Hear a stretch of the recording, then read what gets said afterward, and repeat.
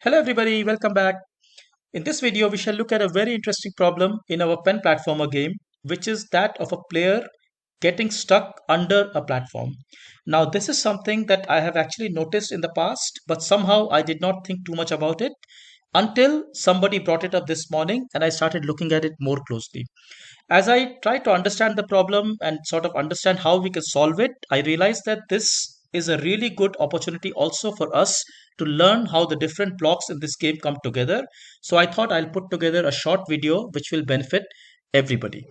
So with this prelude, let's get started. Let's see what the problem is and how we are going to solve it. Right? What the problem is, why it happens, and how we can solve it. So this is my pen platformer game. It's almost similar to what was happening in the class, right? Uh, what I've done here is that I've got this player and I've also got this platform. So everything seems fine. Notice that when I click this up arrow, it makes a jump, it hits the ceiling and comes back, right? So this is fine. The reason it comes back is because in this touching floor code, we have a way to detect if the player is going up or down, and accordingly it will either pull the player up or push the player down, right? So here the player is being pushed down from the top and it comes down, right? But now notice what happens if, let's say, I click the up arrow and hold it there, right? So this is where the strangeness starts to happen. If I keep my up arrow held there, then the player seems to be getting stuck under the platform. And now if I move my left arrow or right arrow, the player nicely seems to move, which is actually kind of a little bit odd because this looks kind of anti-gravity because the player is supposed to move on this platform, but here the player is moving under the platform, right? Now let's say in the level 3, for example, so this I can jump through, right? I can just jump through these two. Now in level 3, this looks kind of odd because the player seems to go underneath again, right? So the question is, why does this happen and what can we do to fix this, right? So really there are three important loops that are coming into some kind of an interaction here. First one is this loop, which is the main loop where the player is falling. Realistically, its speed keeps increasing as it falls, and finally it has this code for detecting whether it is hitting a platform or not, the touch floor, right? Then there is this code which causes the jump, which is basically if I click the up arrow, right, I change y speed by a large number, so it causes it to jump upwards. And furthermore, I basically set this variable close to ground to 0 because I do not want multiple jumps to happen, especially when the player is not sitting on the ground, right? So I do not want player to just jump once again while it's in the air, right? And finally, this particular thing, which is the touch floor itself, which is the code definition. So here what's happening is, if it touches the blue color, which is the platform, then the player is either pushed down or pushed up, right? And also, we use this to set this close to ground to 1, right? Now, the question is, why did this problem happen, right? So to understand this, I'm going to make two temporary changes. Now, mind you, these are temporary. I do not want them in the final game, right? So but just for the sake of understanding and illustration, I'm going to make them. The first one, I'm going to add a very small weight here in the main loop for the falling, right? So which means the player is going to fall with a little bit jerky motion. It's also going to jump with the jerky motion because this is where everything is happening from, right? Uh, Next, I'm going to go to this my block, right? And I'm going to just again for the sake of this video, right? Just for the sake of understanding what's going on, I'm going to untick this thing called run without screen refresh. Now remember, this is the magic feature of Scratch where the function, the block completes its work and shows us the final outcome. But now if I say run, I mean, if I do not select run without screen refresh, it's also going to show me what's happening in between these things, right? In between as the program runs. And this makes it interesting for us to understand the problem, right? So let's get started now, right? So if I, let's say, click the flag, notice my object is falling and you can see the y speed is becoming more and more negative, right? And this little bit of weight is causing us to see it clearly. The player touches this blue color and then it bounces back from the blue color. That's because it's basically it's running. It's I mean, I'm not choosing the run without screen refresh, so this portion happens. It's basically pushes y by 1 until the player is no longer touching color blue, so it just comes up and then stays there, right? That's why we saw all those intermediate items, right? Now let's see what happens if I take the player underneath here, right? And I click this up arrow, right? So, okay, everything is fine. I have removed my finger from the up arrow. So player hits that, it goes into that. Again, touch floor comes into play, right? And again, the player gets pushed down, this time because of this condition. If going, because the player is going upward, so it tries to push it down, right?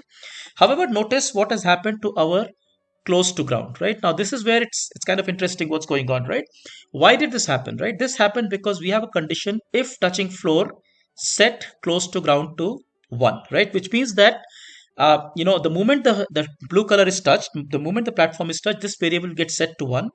And the only way now this can get unset to from 1 to 0 is that if I give it a jump.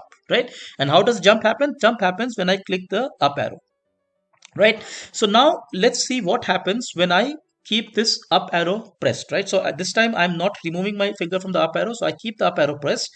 Notice the thing touches the blue and then pushes back, but then because my at this time you see that it looks like the close to ground is always 0, but really, as we just saw, close to ground in fact becomes 1.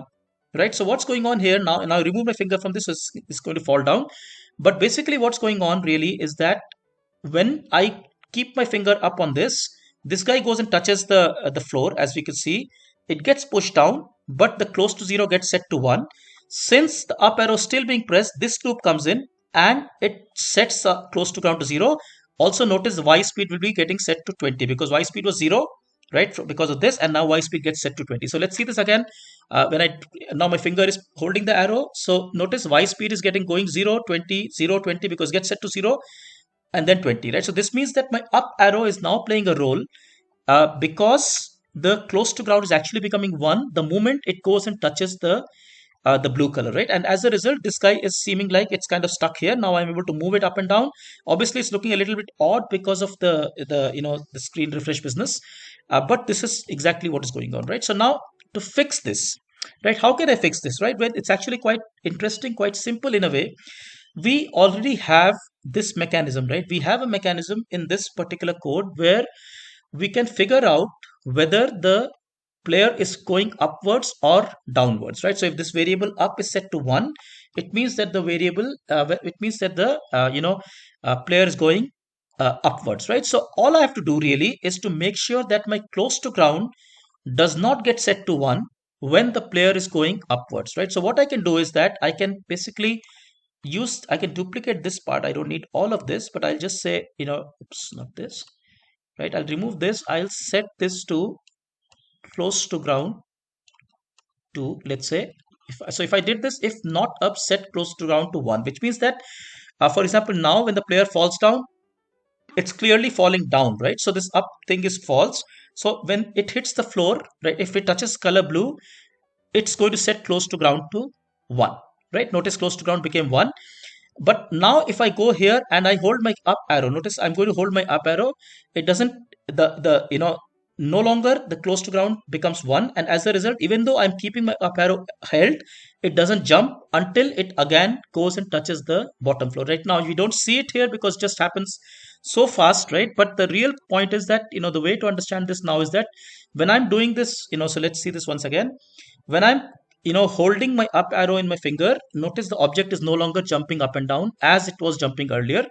And also the y speed, notice, right, so if I look at this, right, so y speed becomes 0.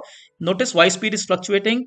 It's not going like 20, although now my arrow is held up. Right, so basically by setting the close to ground to 1 only when the player is falling, right, we are able to fix this problem. Right, now obviously I do not want to have this all the time, so I'm going to remove this here, and I'm also going to redo this run without screen refresh. And notice now what happens when I run this code. Right, so here it comes, and if I click this now, even though my arrow is clicked, it doesn't cause my player to walk on the under the platform. So it kind of solves this problem. Right, but like I said, the dynamics of this is very interesting. Now related to this is actually one more problem, that so let's say my player goes on top of this platform. Right, so now notice close to ground is 1, and that's correct because really it has fallen down and it's reached this point. Right, so the player has kind of come to this point, so close to ground is indeed 1. Right, so it falls down, close to ground becomes 1. But let's say I just move the player away from the platform. Notice close to ground is still 1, which means that I can again cause it to jump. Right, so let's say, see it carefully. If I move it right and up, it just went upwards. Right, to fix this, I can also give it a very simple fix, and the fix could just be that if, I can move this entire thing in if then else, right? So what I'll do is that I'll say in this code, I'll say move this whole thing in an if then else. So if touching color blue, then do all of this, else set close to ground to 0, right? Now this is actually very interesting, because if you notice carefully now, when this thing falls close to ground, starts to fluctuate, right? And the same is happening on the y speed. That's where it's really interesting what's going on. You have to think through this. You can look at the video for the class notes why this happens. That's really because y speed is actually fluctuating, so the player is touching and untouching like in a quick succession, right? So that's what is happening. But notice now, if I go and land here, right, but if I don't come back to the floor, I'm not going to, be able to jump again, right? So for example, let's do this again, right? So if I land here and I go and land on this platform, oops, sorry. So once again, this is fine.